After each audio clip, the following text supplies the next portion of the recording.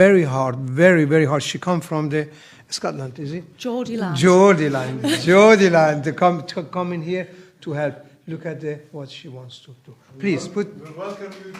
Thank you. Well, the last time I actually did any public speaking was at school when I was 15, and my debate was a woman's place is in the home. So please be patient with me because I haven't done this before for a very long time.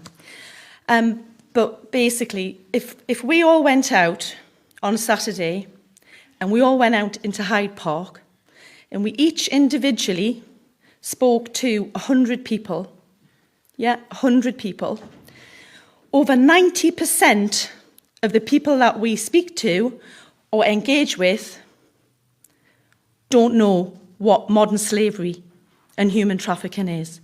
And I believe this is the biggest problem that we've got.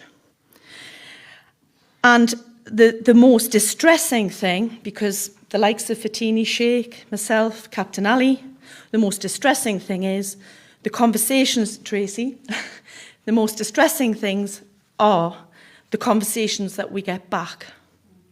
And the conversations that we get back are it's those people on the boats coming across the channel. It's an immigration issue. We've got enough immigrants in this country, we don't need any more. Yeah, they're taking our hospital appointments. Yeah, and in fact, some are actually quite aggressive, which is basically, this is what people think.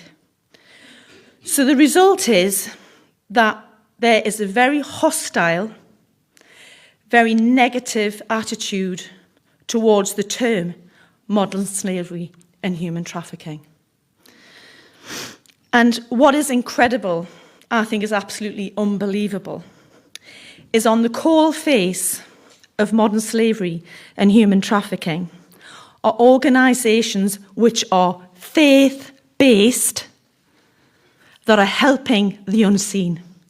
Yeah, these organisations are all mainly faith-based.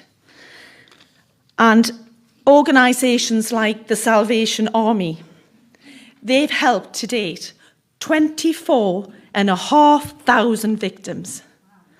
24,500 victims. And not only do they have safe houses for these victims, but they're actually helping them with their mental health, and all sorts of different things for the government to explain to them what the gender is of the people coming in, what the type of modern slavery they've been subjected to, and lots more than that. And then you've got little organisations, originally a little nun, the Medial Trust, who basically started off with a nun, and she saw how the sex workers were being exploited, and she set up a safe house, even before it was called a safe house. And now the Medial Trust has lots of safe houses in the UK, and they now have male safe houses, male-only safe houses, which is, I think, is incredible. But what they're also doing is something even more phenomenal. Today I've been with the Medial Trust at the Jewish organisation. They are actually working with the Albanian, communities and government, and they are actually working in depth with them to try and stop the trafficking coming through to the UK. And it's a very complicated story. It's not just about men coming across on boats. There's a much bigger picture than that. So, how are we in this country going to combat this hatred, this animosity, this hostile environment? Well, I actually think it's quite easy. We have to start at the beginning. And we have to start by educating our children in schools. Now, under the advice of Keith Best and Martin Wiseman, who I've spoken to, they've advised me in good faith that I need to reach out to other organisations like the Medial Trust, like the Salvation Army, and ask them for their input Collaborate with these organisations, because we are stronger if we collaborate than we are just working on our own. So we've got a big job ahead of us, Captain and Ali and I are working on, and we've got a lot to learn. So what's the idea? Well, it's quite simple. How many people use Facebook, TikTok, Instagram? Probably nearly everybody, yeah? And what we want to do is we want to create a free digital platform. You don't have to give your telephone number. You don't have to give an email address. We're not data collecting. It's available to everybody, every child between the age of 11 and 15. Yeah? They're going to be short, very short video modules of under 4 minutes each. Yeah, under 4 minutes. And the reason for this is, if you watch a video, it's been proven, you will retain 75% of that visual information. Yeah? If you listen to me speaking for 5 minutes, or you read the written word, you'll only retain about 15%. Yeah? So it's a very powerful mechanism to educate children. So what will this look like? Well, it's going to be for schools, it's going to be for educators, it's going to be for children not in school, not in employment, and not in training. And it's basically going to consist of, initially, the first one, what is modern slavery? In its simplistic term, what it is. And then we're going to be really clever. Okay, we're going to be really, really clever here.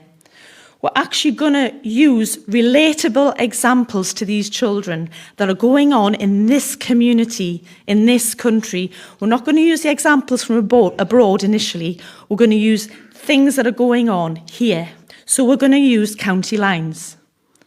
We're going to use grooming. Yeah?